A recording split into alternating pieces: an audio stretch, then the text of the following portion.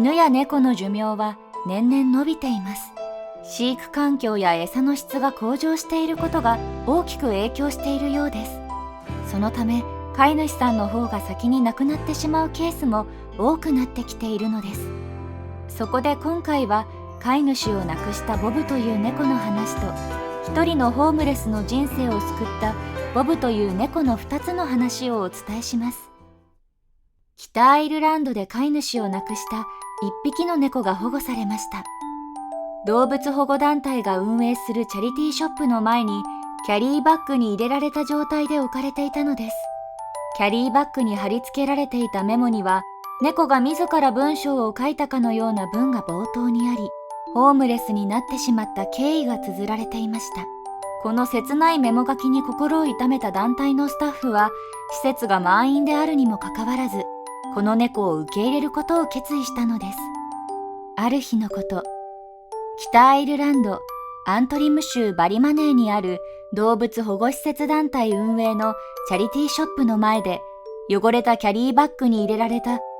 匹のチャトラ猫がいるのを店のボランティアスタッフが発見しました。キャリーバッグにはメモが貼り付けられていて、そこには猫が自分のことを説明する文が冒頭にあり、このように綴られていました。ママが死んでしまったので、僕は家に入ることができなくなりました。ずっと家の中に入れてもらえるのを待って窓枠の外で過ごしてきましたが、誰も助けてくれません。僕を助けてくれませんか？どうやら猫の飼い主が他界した後、猫は家の中に入ることができず、ずっと外で過ごしていたようです。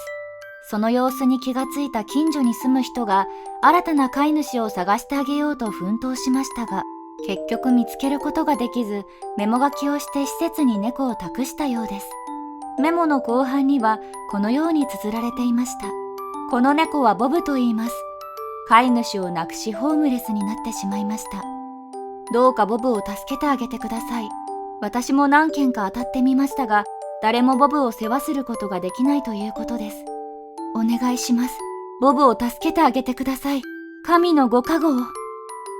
必死で助けを求めるメモを見たチャリティーショップのスタッフはすぐに団体に連絡しました。施設に保護されたボブは獣医の下で治療を受けることになりました。施設の広報担当者は、ボブは汚れて臭い猫のキャリーバッグに入れられて捨て置かれていました。飼い主が亡くなってから家の中に入れてもらえず、家族はボブの世話を引き継ぐことができなかったのでしょう。ボブはずっと外にいたからか痩せて汚れていました。また、数箇所切り傷やコブのような種物も見つかり、現在獣医院で治療を受けているところです。さらに適切な検査をした後は、去勢手術もしなければなりません、と話しています。実は、ボブが保護されたその週は大忙しだったようです。この週、5匹の犬と子猫を含む18匹の猫を救助、保護し、施設は満員状態となりました。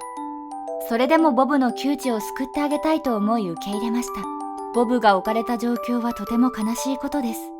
でも、今のところは獣医の下で治療を受けて、暖かく快適な環境でご飯を与えられています。私たちの施設は空きがない状態で切羽詰まっていますが、ボブは助けを必要としていました。できる限りのことをしてあげたいと思っています。と、同施設の Facebook に投稿されています。飼い主を失ってしまったボブですが、心優しい人たちに保護され、幸せそうな表情を見せているとのことです。この先、ボブが新たな家族と出会い、幸せな日々を過ごせるといいですね。ボブといえば、一人のホームレスの人生を救った猫のボブをご存知ですか？日本のメディアにも取り上げられたことがあるので、ご存知の方も多いかと思いますが、運命的出会いを果たした一匹の猫とホームレス男性の話をお伝えします。ロックスターを夢見ていたその男性の名前はジェームズさん。夢破れ、住むところをなくし、ホームレスとなりました。ドラッグに溺れ、コベントガーデンの路上でギターを弾きながら、なんとか日々を過ごしていましたが、ある日、一匹の傷ついた猫と出会いました。ジェームズさんはもともとイギリスで生まれたのですが、両親の離婚を機に母親と共にオーストラリアへと移住しました。母親は再婚しましたが、ジェームズさんはギフとうまくいかず、18歳の時、ロックスターになることを夢見て単身ロンドンへとやってきました。当初は友人の家を転々としていましたが、仕事もなかなかうまくいかず、坂を転げ落ちるように転落し、ドラッグに手を出しホームレスへ。ジェームズさんは重度のヘロイン中毒となっていました。路上で行き倒れていたところ、ボランティア団体に保護され、ワンルームの公営アパートに入居することとなりました。薬物依存更生プログラムも受け始めました。ある日、アパートの玄関にみすぼらしい野良猫がうずくまっていました。この猫が後にジェームズさんの運命を大きく変えることとなるのです。猫は傷ついた状態で、足は化膿して腫れ上がり、腹部にも怪我がありました。とりあえずジェームズさんは自分の部屋に連れて行き、餌を与え、応急治療をしました。怪我が良くならないので、その後イギリス動物虐待防止協会に連れて行き、治療を施してもらいました。治療費の22ポンド、日本円にして3800円はジェームズさんの有り金すべてでした。猫は順調に回復し、2週間が経つと完全に良くなりました。この間ずっと猫と暮らし、ジェームズさんには愛情が芽生えていましたが、飼ってあげる余裕はありませんでした。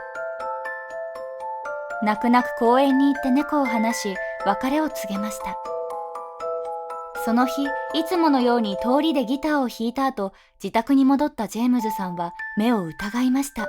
なんと、数キロ先の公園に置いたはずの猫が、玄関の前でジェームズさんを待っていたのです。自分が飼う。この時そう決心したジェームズさんは、この猫をボブと名付けました。ボブと暮らし始めたジェームズさんでしたが、収入は自分一人が食べていくのがやっと。それでもなんとか頑張っていたジェームズさんですが、ある日ボブが後をついてきて離れなかったため、そのままストリートでボブの隣で演奏することにしました。すると、信じられない出来事が起きたのです。いつもはほとんど見向きもされない通行人たちですが、この日の売り上げはいつもの3倍にもなったのです。その後ジェームズさんは毎日ボブを連れて演奏をすることにしました。ストリートまで移動するバスも地下鉄も一緒。ボブの方もジェームズさんのそばを片時も離れることはありませんでした。猫を連れたストリートミュージシャンは話題となり、クリスマスが近づく頃には多くの常連客がつくようになりました。ボブは驚くほど人見知りをしません。人混みの中でもじっとしているし、お客さんに求められれば犬のように手を出します。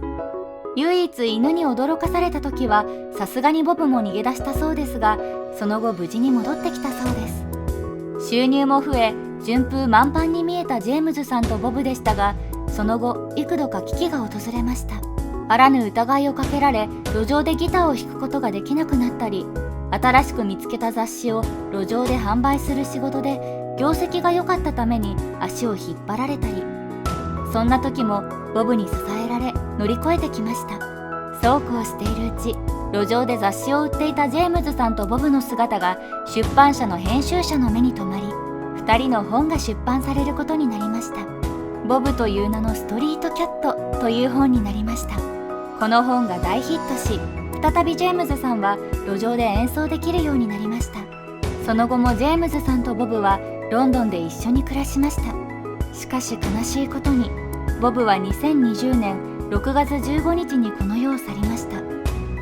推定14歳でした。